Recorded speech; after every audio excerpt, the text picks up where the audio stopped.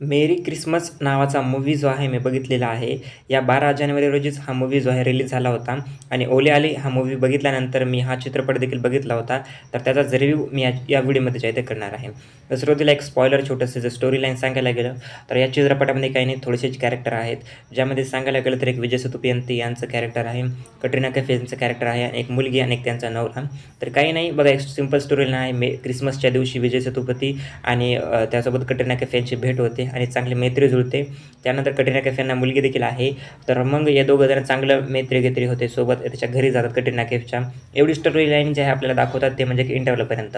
त्यानंतर जर पाहायला गेलं तर कटरीना कैफच्या घरी एक अचानक मर्डर होतो आणि तो मर्डरच मग कोणी केलेला आहे, कोणी नाही, हे सगळे चित्रपटामध्ये दाखवण्यात येतात.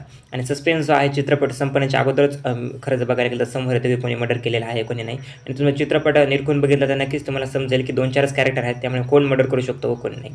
त्यामुळे यापेक्षाही भारी सस्पेन्सफुल चित्रपट आलेले आहेत. परंतु डायरेक्टर्सनी जो प्रयत्न केलेला आहे तो बऱ्यापैकी चांगला केलेला आहे. मी असं म्हणेल की खूप भारी नाही, कारण की यापेक्षाही भारी चित्रपट आहेत. परंतु एक चांगला चित्रपट त्यांनी तयार करण्याचा प्रयत्न केलेला आहे. परंतु मी यापेक्षाही भारी चित्रपट बघितलेले आहेत किंवा सस्पेन्सफुल चित्रपट बघितलेले आहेत. त्यांच्या कंपॅरिझन जर बघायला गेलं, कंपॅरिझन जर करायला गेलं तर हा चित्रपट त्याच्या कुठेच म्हणजे बघायला गेलं तर बरोबरीला राहत नाही. त्यामुळे याला आपण वेगळंच ठेवलेलं बरं. या चित्रपट वन टाईम वॉच हा मूव्ही आहे. मला काय तेवढं काय भारी वाटला नाही हा चित्रपट.